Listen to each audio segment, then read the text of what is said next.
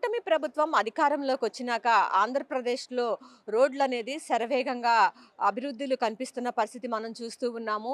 ఇటు నేషనల్ హైవేస్‌తో పాటు స్థానికంగా జిల్లాల మధ్య కూడా ఎక్కడైనా సరే రోడ్ల సమస్య ఉంటే వాటిని త్వరితగతిన పరిష్కరించుకుంటూ ముందుకు వెళ్తూ ఉన్నారు. ఈ నేపథ్యంలో చూసుకున్నట్లయితే ఏదైతే నేషనల్ హైవే బెంగుళూరు, కడప, విజయవాడ దీనికి సంబంధించి ఒక పెద్ద ఎత్తున నేషనల్ హైవేనైతే ఏర్పాటు చేస్తున్నారు. రాకపోకలు సులువుగా అత్యంత సులభంగా జరిగేలాగా ఒక రోడ్లనైతే ఏర్పాటు చేయటం జరిగింది.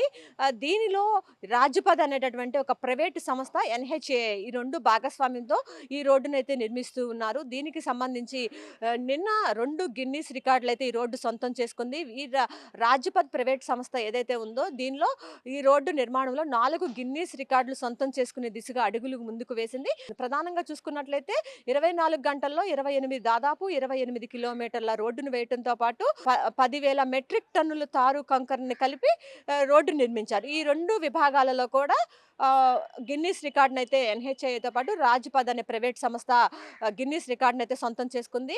ఇది సత్యసాయి జిల్లాలో ఈ రికార్డ్ అనేది నమోదైంది. దీనిపైన ముఖ్యమంత్రి చంద్రబాబు కూడా స్పందించారు.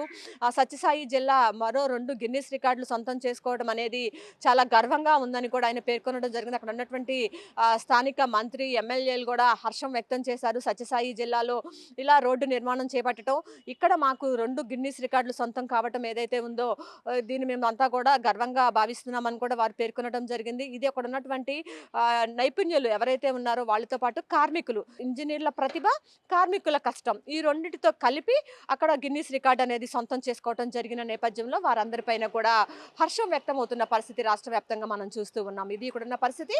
కెమెరా పర్సన్ రాంబాబుతో Lakshmi, one India news Telugu, Vijayawada.